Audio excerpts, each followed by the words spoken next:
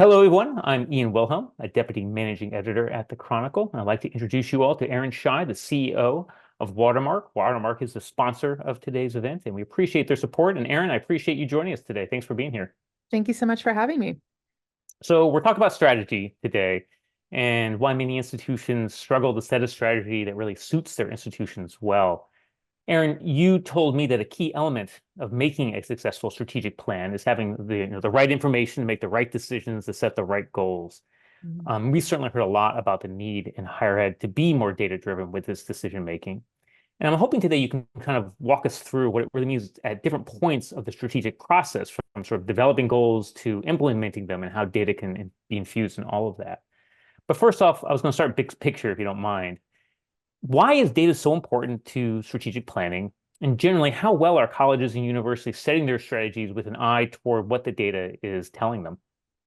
Yeah, great question. And I really don't have to tell anyone how important data-driven decision making is and that it's the foundation of good strategy. But why it's important is that it really takes the emotion out of things. It really moves us from anecdotes into and maybe even assumptions into facts and evidence. In terms of how are universities doing, are they doing it right? I think that really, there's a big spectrum of universities who are doing this really well, and then some that are just getting started. I think the thing in common for the universities that are doing it well, they share two really important kind of key focal points. It's everyone having access to the same data and current data. And maybe I can break that down even a little bit Sure. further. At institutions, your strategy sessions are typically time boxed. And so your teams, if they don't come to the meeting with the same set of data, then you're wasting a lot of precious time and creating a lot of frustration within those teams, negotiating whose data is, quote, right. I once had an administrator tell me, it's better to be consistently wrong than inconsistently right. And, that may be a little bit of a stretch here, but at least, what he was getting at is that his teams were stopping, had stopped debating the data and they were talking about solutions, even if it was, for the slightly wrong problems. And they were getting things done instead of kind of stalling over turf wars about whose data was the most right. The second thing is kind of data currency. Mm, It's really kind of contextual to the task at hand. You're going to have far more current data when your decision is around admissions, which may be more sensitive to fluctuations that we see just in the industry, if you will, than perhaps the currency that you would need around tenure data that may be more predictable in nature. And sometimes just sort of understanding, what that currency is needed on a data point by data point is really important.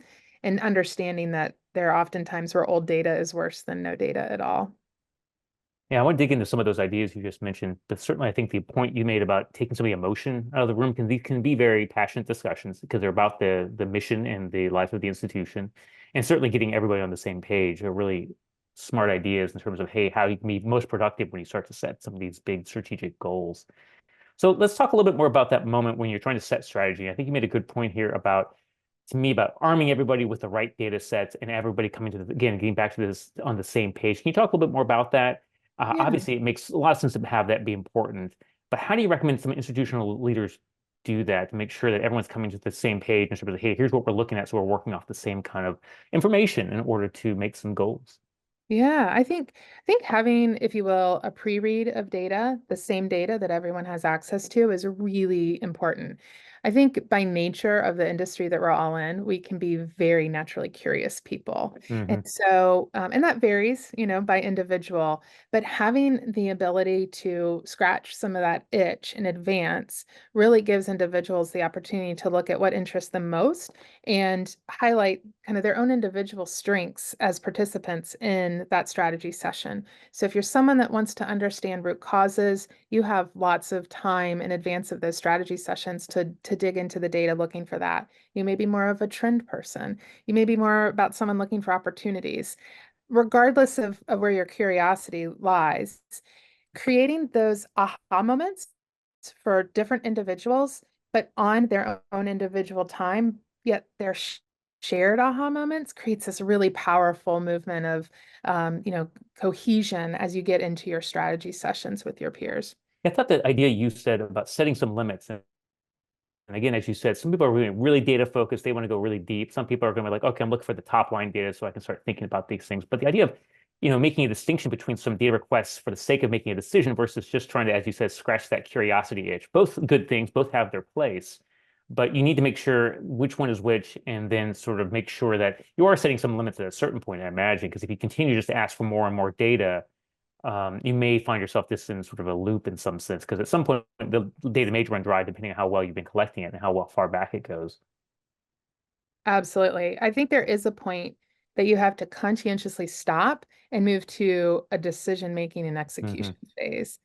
And sometimes I ask people, why are you asking for more data? It can be a sign of analysis paralysis. It can be a Mm. sign of being really adverse to risk. So if the team is asking for more and more, really understanding what that is.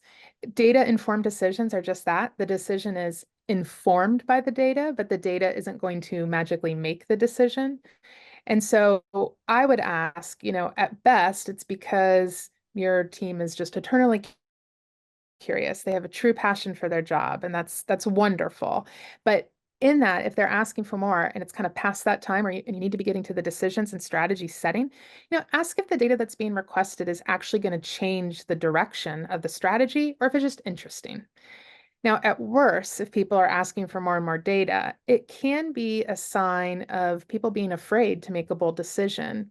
And that could be, maybe people are afraid of being punished for the wrong decision Mm. or just very extremely risk adverse. More data is not going to solve for that. That is a different root cause that would need a different element of looking at how to solve for. So as a leader, you can keep asking yourself if the data that you or your team is asking for, is it going to help you move a decision forward, or is it going to just serve to stall a decision? Yeah, analysis paralysis indeed. And I like the idea of sort of setting those limits, and that makes a lot of sense.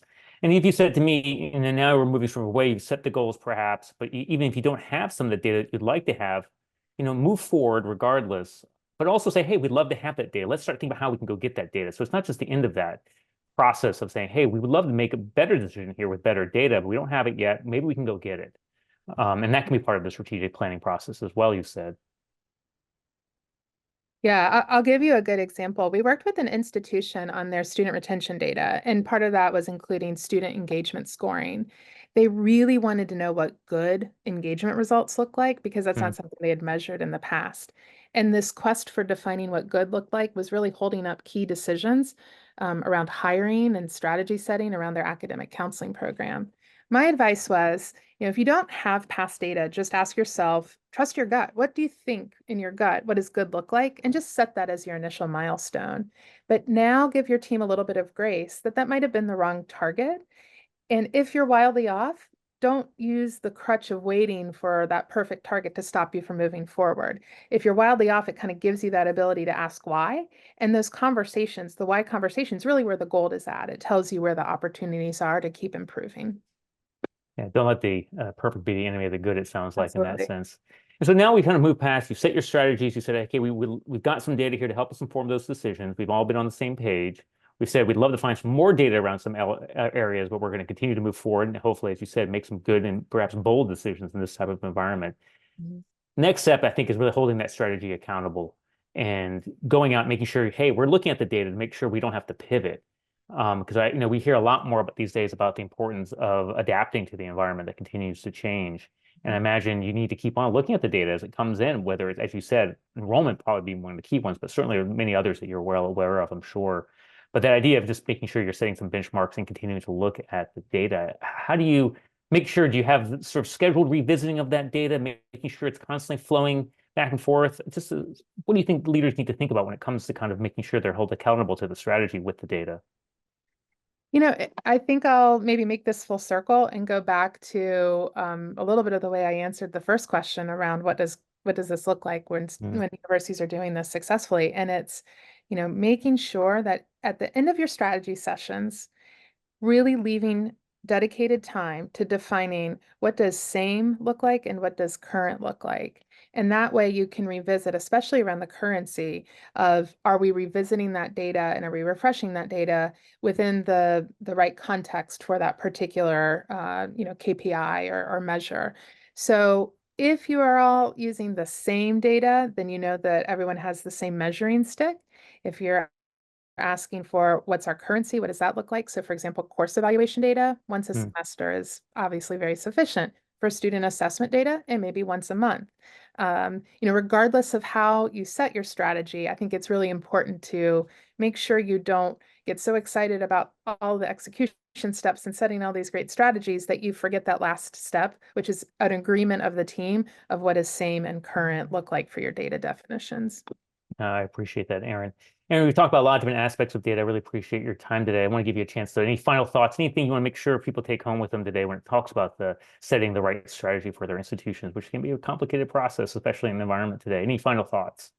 Yeah, I mean, in terms of strategy, you always can have one more piece of data that Hmm. could inform you, but just, balance that with getting the right amount of data for the task at hand and then being really open to revisit it, not being afraid to just get started, even if you don't have that all perfect Yeah, I today. appreciate that. Thanks, Erin. I appreciate this discussion and the ideas that you raised. And again, thank you to Watermark for the support today.